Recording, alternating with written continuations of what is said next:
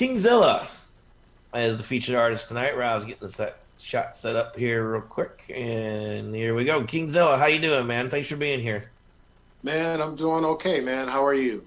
I'm doing awesome, thank you. Like I said, I got two new kitties for New Year's, so my life is good. Better than kids, I guess, huh? So KingZiLLa, this is when I asked the featured artist to just give like a 30-second intro elevator pitch about who you are and what you're doing with your music. We're going to check out the single Hype, and then we'll come back and get deeper with Dave. All right. Well, this is the KingZiLLa coming at you guys, featuring Blake with our song Hype, which is a reflection on just what was going on in 2020, and hopefully we won't experience that going forward. Cool, man. All right, so let's check out Hype with an exclamation point, and we'll be right back. We're so damn tired of your damn heart. We're so damn tired of all your lies, lies, lies, lies, lies, lies, lies, lies, lies. Mr. Kennedy, I'm living your speech. Mr. Dudes and C's. Lies, lies, lies, lies, lies, lies, lies, lies. Fee, fi, fo, fum, the calm is now amongst us. But just like that, lightning strikes, here comes the thunder, the gods awaken. Clouds erupting, heavy winds, what comes next? The unpredictable. Is it the face of an angel upon us, or is it the wicked that's here with a vengeance? Turn to scripture, guns and roses, armed and dangerous, locked and loaded. Shiver me timbers, loco, diablo, burning ground. Fuego, high pollution in the air, which causes optic blurry vision. Here comes another drum roll, which only means the gods of thunder has awakened. 2020, not the vision, but the year, Disturbia. Chef John Brown at it again, this time sitting in the back of the brother man. Fresh off the press, that's why I'm pushing up to catch the ambush before they rush. Can't believe in this day and age, it's forced me to push my pen this way. But birds of a feather flock together in these desperate times and desperate measures. Said it before and I'ma say it again, this is the year of the helter skelter. Fee, fi, fo, fum, the calm is now amongst us. But just like that, lightning strikes, here comes the thunder, the gods awaken. Clouds erupting, heavy winds, what comes next? The unpredictable. Is it the face of an angel upon us, or is it the wicked that's here with a vengeance? Turn to scripture, guns and roses, armed and dangerous, locked and loaded. Shiver me timbers, loco, diablo, burning grounds. Fuego, high pollution in the air, which causes optic blurry vision. Here comes another drum roll, which only means the gods of thunder has awakened. 2020, not the vision, but the year, Disturbia.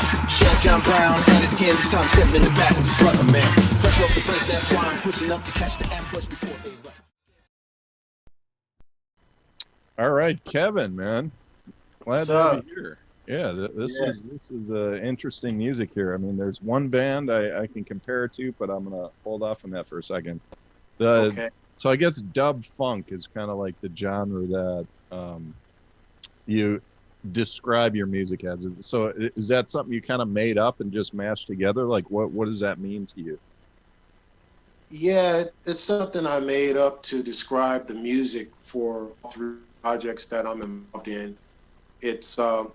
It's basically taking like dubstep, drum and bass, all these different styles, and mixing it in within, but yet making it accessible, because you could go very extreme in either one of the styles of music that we're talking about here: funk, R&B, techno, drum and bass, any of that stuff. But with working with Blake and some of the other artists that I work with, it was just a matter of bringing it together so that it would be accessible. So dub funk seemed to be the best name to explain what it is, Cool, man. So we've had an artist on the show a couple times by the name of Game Breaks, and there's definitely some similarities I hear in terms of your music, and they were like really deeply rooted into the gaming soundtrack industry, which I didn't really know too much about until we talked to them. They're actually getting better, like bigger and bigger in that industry. Yeah, just because it's massive. Like, it's such a global economy around that, the whole online gaming, and now it's starting to blend into like blockchain world and all that stuff. But have you ever kind of dipped your toe into that scene? Because that's what I hear. Like, I think your music would fit well in terms of gaming soundtrack type of stuff. Well, I appreciate you saying that, because now that coincides with what my oldest son was telling me. He's a big major player on Twitch. Yeah, there we go. Levan G Fan is his name, and he, you know, that's what he does. You know, he plays those games. He has quite a few followers, and he's like, you know, Dad, man. And you can make a lot of money if you're a great player, man. It's crazy. Yeah, and he's like, Dad, man, you got to get on some of these video game soundtracks and stuff. You got to do it. You got to do it.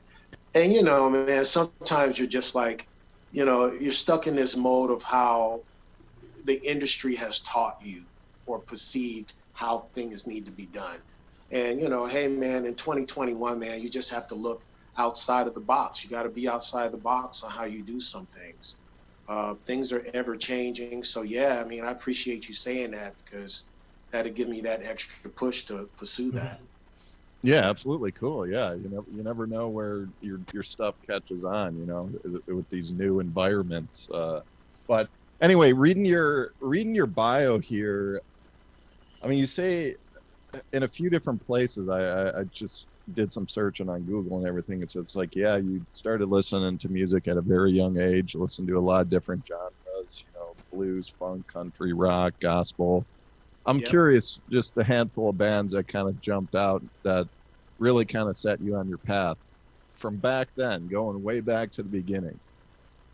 Oh, well, I could give you a definite on that. My parents, like most parents in the late 60s, had, you know, a baby book for you, right? So they wrote down everything you did. So one of the interesting things when I go back and I look at that baby book was they said that whenever they played Muddy Waters, The Who, The Beatles, Sly and the Family Stone, and James Brown, they saw a reaction out of it. That's awesome. I love that. I've noticed friends, Mike, my friends who have kids and everything. That's one of the coolest things is when you turn on certain types of music, you know, sometimes they just sit there and you'll flip another one on. All of a sudden they jump up and they just start like, it's like, yeah, right. Right. Yeah, that's what happened with me. But that's an eclectic mix, man. That's like a wide spectrum. Beatles, Who, and then like add in the funk and all that stuff. So you were like, you know, what's interesting about all of this is when we look at the history of music and how it was played. You know, in the late 60s, you heard Aretha Franklin, Sly and the Family Stone, Jimi Hendrix, and The Who, and blues played on the same radio station. It wasn't until we came into the 70s that music began to become segregated. If you really look at it, all of a sudden it was, oh, check this out, man. You're in this geographic, so this puts you in the placement of rock. This puts you in the placement of country. And all of a sudden, man, we got into this situation where you basically was pretty much guided and told what you should listen to because of whatever. You know, so that's what was beautiful about the 60s. Cool, man. So yeah, your bio lists a bunch of achievements, playing on TV, working with some big artists and everything, and then it comes up to 2003 and then it just cuts off. So what have you been doing the past 17 years, man, with music? Well, I worked with a guy that I was in, you know, Cassius Slade with, and we that became the Carmel 76 thing, the Sugar Pop thing at My Utopia Records. And then from there, I just started playing around a lot in Las Vegas. And I did that for years, you know, to take care of my family and, you know, to pay the bills like so many musicians do. But, you know, it just got to a point around like 2016. I was like, man, I can't stomach playing ladies' night anymore. That would have been 5 years ago, too. You know, I just can't do it. That's Man. hilarious. I can't play Earth, Wind, and Fire, Sept, or dare hear someone scream, "Bird," you know, playing Leonard Skinner. Or Mustang Sally. Yeah. Yeah, it just all the you know, I don't drink care how much money we were making, man. It just wasn't appealing anymore. You know, So I decided, I said, hey, look, man, you know, when I got into music, when I first started playing as a teenager, I wanted to play in a band playing original music, right? So all I did was decide to go back to what made me love music in the first place, which is create your own thing. Yeah, awesome. And I joined a band called Acid and Pearls, which on Wigwam Radio in 2017 won Best Rock Band of the Year on that program. Cool. And that was cool. I was the drummer for that. And that's what really kicked it off. I was like, you know what, man? I recorded all that stuff in my studio in this room right here. I did all that in here. You know what? I'm going to start and do my own thing. So I broke away from the band, and I've been doing my own thing ever since. And I'm happy. I am extremely happy doing it. That's awesome, man. Back to the basics. That is cool. Full circle. So, Yep.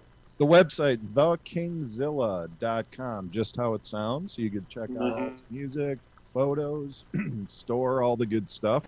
Are you active on social media?